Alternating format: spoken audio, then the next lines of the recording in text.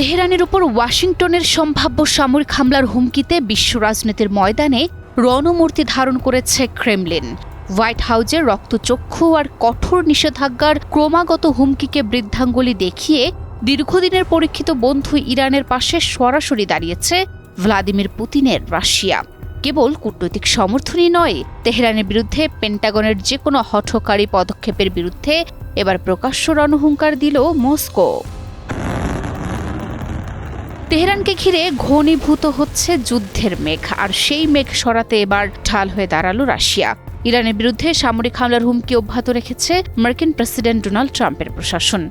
আর এই ইরানে মার্কিন সামরিক হামলার হুমকিকে সরাসরি ব্ল্যাকমেইল ও অগ্রহণযোগ্য বলে উড়িয়ে দিয়েছে ক্রেমলিন।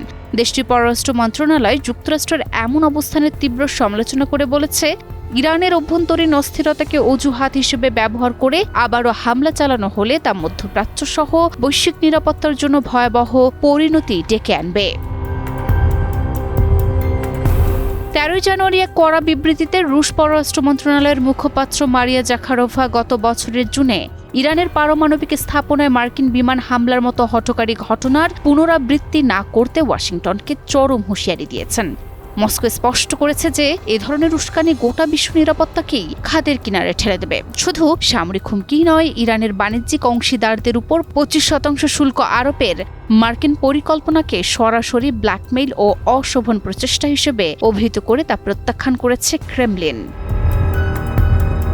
শুধু তাই নয়, পশ্চিমাদের অন্যায্য অর্থনৈতিক চাপকে আন্তর্জাতিক আইনের চরম লঙ্ঘন আখ্যা দিয়ে ইরান ও রাশিয়ার মধ্যকার বন্ধুত্বের বার্তা পুনর্ব্যক্ত করল ক্রেমলিন। ইরানে চলমান অস্থিরতাকে কৃত্রিম উস্কানি হিসেবে অভিহিত করেছে রাশিয়ার পররাষ্ট্র মন্ত্রণালয়। তাছাড়াও বন্ধুপ্রতিম ইরানের অভ্যন্তরীণ বিষয়ে বিদেশি হস্তক্ষেপের তীব্র নিন্দা জানিয়ে মস্কো দাবি করেছে, পরিস্থিতি এখন পুরোপুরি নিয়ন্ত্রণে এবং অশুভ শক্তির ষড়যন্ত্র নস্যাৎ করে দিয়ে ইরান আবারও স্বাভাবিক ছন্দে ফিরছে। পশ্চিমা চাপ ও নিষেধাজ্ঞার বলয় ভেঙে নতুন ভূরাজনৈতিক বাস্তবতা গড়ে তুলেছে রাশিয়া ও ইরান।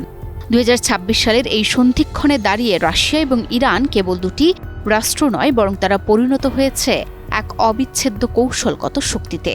ইউক্রেন যুদ্ধের রণক্ষেত্রে ইরানের আকাশজয়ী ড্রোনের গর্জন আর পারস্যের আকাশে রাশিয়ার অত্যাধুনিক Su-35 যুদ্ধ বিমানের ডানামেলা এই দুই পরাশক্তির সামরিক সক্ষতাকে পৌঁছে দিয়েছে এক অনন্য উচ্চতায়।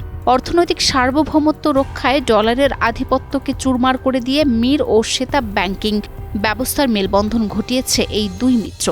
সব মিলিয়ে মস্কো তেহরান জোট আজ আগের যে কোনো সময়ের চেয়ে বেশি সুসংহত ও কার্যকর।